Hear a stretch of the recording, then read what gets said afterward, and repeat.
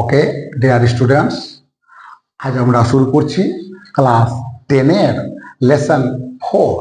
যে লেসন 4-এ দেওয়া হয়েছে একটা পোয়েম, যার নাম হচ্ছে মাই ওন ট্রু ফ্যামিলি। কবি হচ্ছেন টেড হিউজ। তাহলে এই পোয়েমটা আজকে আমরা সবিস্তারে জানবো। চলো দেখা যাক। প্রথমেই যে আমরা যেটা জানবো সেটা হচ্ছে কি, যে কবিতাটার যে নামটা দেওয়া হয়েছে, কবিতাটার নামে কি বলছে, মাই ওন ট্রু ফ্যামিলি, অর্থাৎ আমার নিজের সত্যিকারের পরিবার। আমার নিজের সত্যিকারের পরিবার বোঝা গেছে। কবি হচ্ছেন কি টেড হিউজ। চলো দেখা যাক এই পোয়েমটাতে কি দেওয়া হয়েছে।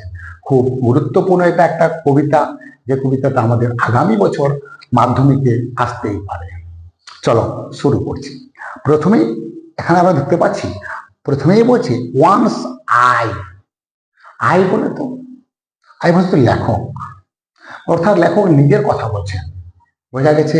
ওয়ান্স আই ক্র্যাফট, একদা আমি চুপিসারে প্রবেশ করেছিলাম। ক্র্যাফট মানে হচ্ছে চুপিসারে প্রবেশ, অ্যাকচুয়ালি ক্রিপ মানে হচ্ছে চুপিসারে প্রবেশ করা। এখানে আছে ক্র্যাফট, অর্থাৎ চুপিসারে প্রবেশ করেছিল। ওই জন্য বলছে ওয়ান্স আই ক্র্যাফট, একদা আমি চুপিসারে প্রবেশ করেছিলাম। ইন অ্যান ওক উড, একটা ওক গাছের জঙ্গলে, অর্থাৎ একটা অকের জঙ্গলে আমি প্রবেশ করেছিলাম চুপিসারে। I was looking for, looking for হচ্ছে একটা ফ্রেজাল ভার্ব, যার মানে হচ্ছে সার্চ, যার মিনিং হচ্ছে সার্চ। অর্থাৎ আই ওয়াজ লুকিং ফর, আমি খুঁজিতেছিলাম, অর্থাৎ আমি খুঁজছিলাম। কি খুঁজছিলাম? এই স্ট্যাগ, স্ট্যাগ মিনস হচ্ছে আবার মেল ডিয়ার, অর্থাৎ এক পুরুষ হরিণ। অর্থাৎ আমি এক পুরুষ হরিণকে খুঁজছিলাম। আর এই পুরুষ হরিণকে খুঁজতে খুঁজতে আমি কোথায় গিয়েছিলাম? আমি চুপিসারে একটা ওক গাছের জঙ্গলে প্রবেশ করেছিলাম। পরবর্তীতে বলছে I met an old woman there, সেখানে, সেখানে বলতে কোথায়? সে ওক গাছের জঙ্গলে। I met an old woman, আমার সঙ্গে দেখা হয়েছিল এক বৃদ্ধা মহিলা। বোঝা গেছে। অল নবলিস্টিক অ্যান্ড রেড, অর্থাৎ অল নবলিস্টিক, অর্থাৎ সমস্তটাই, পুরোপুরিটাই। নবলি মিনস হচ্ছে শক্ত গাঁটযুক্ত লাঠি, অর্থাৎ অল নবলি স্টিক, অর্থাৎ শক্ত গাঁটযুক্ত লাঠি সমস্তটাই। আরেকবার বলছি, all নবলি stick and red. All বলতে সমস্তটাই, নবলি মিনস হচ্ছে শক্ত গাঁটযুক্ত, আর স্টিক মানে লাঠি, অর্থাৎ অল নবলি স্টিক, অর্থাৎ পুরোপুরি গাঁটযুক্ত শক্ত লাঠি, অ্যান্ড রেগ, এবং ছেঁড়া কাপড়। অর্থাৎ যে বৃদ্ধা মহিলাটার সঙ্গে আমার যে সে ওক গাছে জঙ্গলে দেখা হয়েছিল, সে কেমন ছিল? তার হাতে ছিল একটা গাঁটযুক্ত শক্ত লাঠি, আর তার কাপড়টা কেমন ছিল? ছেঁড়া, জীর্ণ কাপড় ছিল, অর্থাৎ ছেঁড়া কাপড় তিনি পরিধান করেছিলেন। পরবর্তীতে বলছে সি সেইড, তিনি বলেছিলেন। তিনি কাকে বলেছেন? সেই বৃদ্ধা মহিলাটি কাকে বলেছেন? অবশ্যই কবিকে বলেছেন। যে কবি তার সামনে ছিল, তাকে বৃদ্ধা মহিলাটা কি বলছে? I have your secret here inside my little bag, অর্থাৎ আই হ্যাভ ইয়োর সিক্রেট, আমার কাছে আছে তোমার গোপন কথা। এই যে আমার ছোট্ট ব্যাগে, এই আমার ছোট্ট ব্যাগের মধ্যে তোমার গোপন কথা আছে। কি বলছে? I have your secret here inside my little bag, অর্থাৎ আমার এই ছোট্ট ব্যাগের মধ্যে তোমার কিছু গোপন কথা আছে। এবার নিজে নিজের গোপন কথা কে না জানতে চায়? সবাই জানতে চায়। পরবর্তী প্যারায় বলছে দেন, তারপর, অর্থাৎ সে বৃদ্ধা মহিলাটি যখন লেখককে, এই বৃদ্ধা মহিলাটি যখন কবিকে যখন বললেন, কি বললেন? যে আমার কাছে তোমার, আমার এই ছোট্ট ব্যাগের মধ্যে তোমার গোপন কথা আছে। ঠিক তখন বা তারপর কি হচ্ছে? সি বিগেন টু ক্যাকার, তারপর সেই বৃদ্ধা মহিলাটি অট্ট হাসিতে ফেটে পড়েছিলেন, অর্থাৎ খুব হাসতে লেগেছিলেন। অ্যান্ড, এবং আমি বলতে কবি, বিগেন টু কোয়াক, এবং কবি কাঁপতে শুরু করছিলেন ভয়ে। অর্থাৎ সে ওক গাছের জঙ্গলে যে বৃদ্ধা মহিলাটির সঙ্গে কবির যে দেখা হয়েছে, এবং বৃদ্ধা মহিলাটি কবিকে কি বলছে? কি বলেছিল যে আমার যে কাছে যে ছোট্ট ব্যাগটা আছে সেই ব্যাগের মধ্যে তোমার গোপন কথা আছে। এই কথা বলার পরেই বৃদ্ধা মহিলাটি হাসতে শুরু করেছিলেন খুব। তিনি যখন হাসতে শুরু করেছিলেন তখন কবি ভয়ে কাঁপতে শুরু করেছিল। বোঝা গেছে? চলো পরবর্তী লাইনে কি বলছে, she open up her little bag, সে তার ছোট্ট ব্যাগটা খুলেছিল। সে তার ছোট্ট ব্যাগটা খুলেছিল, সে বলতে এখানে কে, সে বৃদ্ধা মহিলাটি তার ছোট্ট ব্যাগটা খুলেছিল। এবং I came twice a walk, এবং আমি আবার দ্বিতীয়বার জেগে উঠেছিলাম। দ্বিতীয়বার জেগে উঠেছিলাম বলে তো, হ্যাঁ, দ্বিতীয়বার জেগে ওঠা বলতে অ্যাকচুয়ালি বোঝাতে যেটা চেয়েছে সেটা হচ্ছে যে কবি প্রথমে যখন মহিলাটির, সে বৃদ্ধা মহিলার সামনে গিয়ে হাজির হয়েছে, তখন কবি মানে ব্যাগটা যখন খুলেছে তখন কবি হতভম্ব হয়ে পড়েছেন।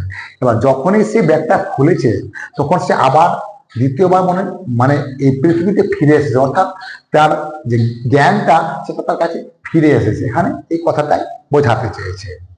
পরবর্তীতে বলছে, surrounded by a staring tribe and me tied to a stake.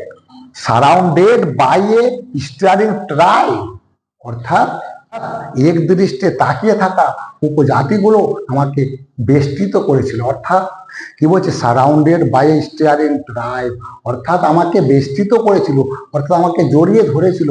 কে কে জড়িয়ে ধরেছিল আমাকে? এই স্টিয়ারিং ট্রাইব, অর্থাৎ এক দৃষ্টে তাকিয়ে থাকা উপজাতিগুলো। উপজাতি বলে তো এটা যে গাছ আছে, গাছের যে ডালপালাগুলো আছে সেই ডালপালাগুলো আমাকে জড়িয়ে ধরেছিল। And me tied to A stack, এবং আমাকে একটা খুঁটির মধ্যে বেঁধে দিয়েছিল। And me tied to A stack, অর্থাৎ আমাকে একটা খুঁটির মধ্যে বেঁধে দিয়েছিল। অর্থাৎ এই এক ধরনের উপজাতিগুলো আমার দিকে যে এক দৃষ্টে তাকিয়েছিল তারা আমাকে পেঁচিয়ে ধরেছিল এবং একটা খুঁটির মধ্যে বেঁধে দিয়েছিল। পরবর্তীতে বলছে, দে সেইড, তাহারা বলেছিল। দে বলতে এখানে কে? তাহারা বলতে যে উপজাতিগুলো কবিকে জড়িয়ে ধরেছিল, কবিকে পেঁচিয়ে দিয়েছিল, তারাই বলেছিল। তারা কি বলেছিল চলো দেখা যাক। উই আর দ্য অক ট্রিজ, আমরা হচ্ছি অক গাছ। অর্থাৎ সেই কবিকে যে উপজাতিগুলো জড়িয়ে ধরেছিল এবং একটা খুঁটির মধ্যে বেঁধে দিয়েছিল, সেই উপজাতিগুলো তখন কবিকে বলছিল, কি বলছিল? We are the oak trees, আমরা হচ্ছি ওক গাছেরা। And your own true family, অর্থাৎ তোমার সত্যিকারের নিজের পরিবার। তাহলে সে ওক গাছগুলো, ওক গাছের যে উপজাতিগুলো কবিকে যে জড়িয়ে ধরেছিল তারাই কবিকে বলেছিল, কি বলেছিল? যে আমরা হচ্ছি ওক গাছ এবং আমরাই হচ্ছি তোমার সত্যিকারের নিজের পরিবার। তারা আরো বলেছিল, কি বলেছিল? উই আর চপ ডাউন, এখানে একটা প্যাসিভে আছে। একটু চপ ডাউন মানে কি? কেটে ফেলা। তো উই আর চপ ডাউন, আমাদেরকে কেটে ফেলা হচ্ছে। উই আর টর্ন আপ, আমাদেরকে ছিঁড়ে ফেলা হচ্ছে। You do not blink an eye, কি বলছে? You do not blink an eye, অর্থাৎ তবুও তোমাদের পলক নড়ে না। তার মানে সেই ওক গাছেরা, সেই ওক গাছেরা কবিকে তাহলে কি বলছে? যে আমাদেরকে কেটে ফেলা হচ্ছে, আমাদেরকে ছিঁড়ে ফেলা হচ্ছে, তবুও তোমাদের একটুও পলক নড়ে না।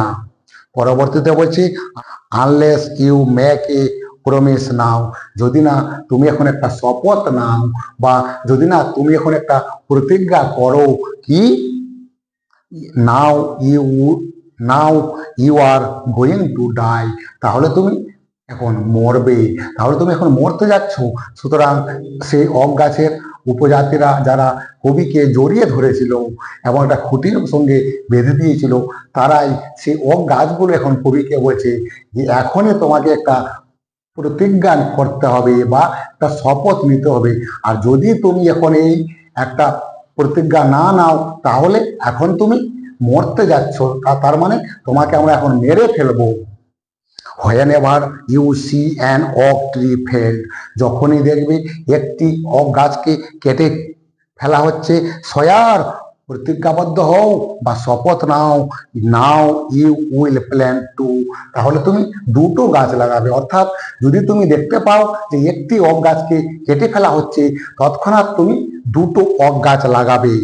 Unless you swear, unless you swear, যদি না তুমি প্রতিজ্ঞা নাও, দ্য ব্ল্যাক ওক বার, এই কালো ওক গাছের ছাল উইল রিঙ্কেল ওভার ইউ, তোমাকে কুচকে দেবে, অর্থাৎ তোমাকে যে জড়িয়ে ধরে আছে তারা তোমাকে চেপে চেপে উকড়ে দেবে, তোমাকে কুচকে মেরে ফেলবে, তোমাকে কুচকে দেবে। অ্যান্ড এবং root you among the oaks, কি বলছে? অ্যান্ড এবং root you among the oaks, অর্থাৎ তুমি এই ওক গাছগুলির ভেতরে আটকে পড়বে। হোয়ের, যেখানে ইউ এর বর্ন বাট নেভার গ্রিউ, কি বলছে? হোয়ের, যেখানে ইউ এর বর্ন বাট নেভার গ্রিউ, অর্থাৎ তুমি জন্মেছিলে তো ঠিক, কিন্তু তুমি বেড়ে উঠবে না। তাহলে লাস্ট লাইনটা আরেকবার যদি আমরা বলি, and root you among the oaks, এবং তুমি আটকে পড়বে সেই ওক গাছগুলির ভেতরে। হোয়ের, যেখানে ইউ এর বর্ন, তুমি তো জন্মেছিলে, বাট নেভার গ্রিউ, কিন্তু তুমি বাড়বে না, তুমি বেড়ে উঠবে না। পরবর্তীতে কি বলছে? This was my dream beneath the boughs, কি বলছে? দিস ওয়াজ, এটা ছিল, মাই ড্রিম, আমার স্বপ্ন, অর্থাৎ এটা ছিল আমার একটা স্বপ্ন। কে বলছেন? কবি বলছেন। কবি কে? কবি টেড হিউজ। টেড হিউজ বলছে এটা ছিল আমার একটা স্বপ্ন, বিনিথ দি বাউস, অর্থাৎ গাছের ডালপালার নিচে। একটা গাছ ছিল, সে গাছের ডালপালার নিচে থেকে আমি এটা একটা স্বপ্ন দেখেছিলাম। দ্য ড্রিম, সেই স্বপ্নটি, দ্যাট, যেটা, altered me, altered means changed, পরিবর্তন করা, অর্থাৎ দ্য ড্রিম, সেই স্বপ্নটি, দ্যাট, যেটা, অল্টার্ড মি, আমাকে পরিবর্তন করে দিয়েছিল, অর্থাৎ সেই গাছের নিচে, গাছের ডালপালার নিচে আমি যে স্বপ্নটা দেখেছিলাম, সেই স্বপ্নটা আমাকে আমাকে অর্থাৎ কবিকে পরিবর্তন করে দিয়েছিল। কেমন পরিবর্তন করেছিল? চলো দেখা যাক। When I came out of the oak wood, যখন আমি সেই ওক গাছের জঙ্গল থেকে বেরিয়ে এসেছিলাম, যখন আমি ওক গাছের জঙ্গল থেকে বেরিয়ে এসেছিলাম, কি বলছে? হোয়েন, যখন, আই, আমি, কেম আউট, বেরিয়ে এসেছিলাম, অফ দ্য ওক উড, সেই ওক গাছের জঙ্গল থেকে, অর্থাৎ আমি যখন সেই ওক গাছের জঙ্গল থেকে বেরিয়ে এসেছিলাম, ব্যাক টু হিউম্যান কোম্পানি, অর্থাৎ মনুষ্য সমাজে, অর্থাৎ আমি যখন ব্যাক টু হিউম্যান কোম্পানি, অর্থাৎ মনুষ্য সমাজে আমি যখন ফিরে আসলাম। তাহলে কি বলছে? যখন আমি ওক গাছ থেকে বেরিয়ে এসেছিলাম, কোথায়? মনুষ্য সমাজে, অর্থাৎ সেই মানুষজন যেখানে থাকে সেই মনুষ্য সমাজের মধ্যে আমি যখন ফিরে এসেছিলাম, তখন মাই ওয়াক ওয়াজ, আমার হাঁটাটা ছিল, the walk of a human child, অর্থাৎ আমার হাঁটাটা ছিল একটা বাচ্চা শিশুর মতো, একটা মানুষের যে শিশু, যে সে যেমন কদম তালে দুলতে দুলতে হাঁটে, সেই রকম ছিল আমার হাঁটাটা। ওই জন্য বলছি my walk was the walk of a human child, অর্থাৎ আমার হাঁটাটা ছিল একটা ছোট শিশুর মতো। বাট, কিন্তু, মাই হার্ট, আমার হৃদয়, অর্থাৎ আমার মন, ওয়াজ এ ট্রি, কিন্তু আমার মনটা হয়ে গেছিল একটা গাছের মতো। তাহলে কি বলছে? যে যখন কবি সেখান থেকে বেরিয়ে আসলো, কবি যখন সেই গাছটা থেকে, কবি যখন সেই ওক গাছের জঙ্গল থেকে বেরিয়ে আসলো, তখন তখন বেরিয়ে কোথায় আসলো? কবি এই সেই ওক গাছের জঙ্গল থেকে বেরিয়ে যখন মনুষ্য জগতে আসলো, অর্থাৎ মানুষের সমাজে আসলো, তখন তার হাঁটাটা হয়ে গেছিল একটা মানুষের ছোট বাচ্চার মতো, অর্থাৎ একটা ছোট বাচ্চা যেমন হেলতে দুলতে হেঁটে যায়, ঠিক সেরকম ভাবে কবিও হাঁটছিলেন। এবং তার মনটা কেমন হয়েছিল? তার মনটা হয়েছিল একটা গাছের মতো। এটাই হচ্ছে আমাদের my own true family poem. খুব সহজ সরল, খুব সহজ সরলভাবে এখান থেকে বিভিন্ন ধরনের প্রশ্নগুলোও আসে এবং খুব সহজে এর থেকে উত্তরও করা যায়। খুব সুন্দর একটা কবিতা, যেটা আজকে আমি তোমাদের করে দেখালাম। আবারও দেখা হচ্ছে, পরবর্তী ভিডিও নিয়ে আসছি। পরবর্তী যে আমাদের গদ্যটা আছে সেটা নিয়ে আসছি খুব শীঘ্রই।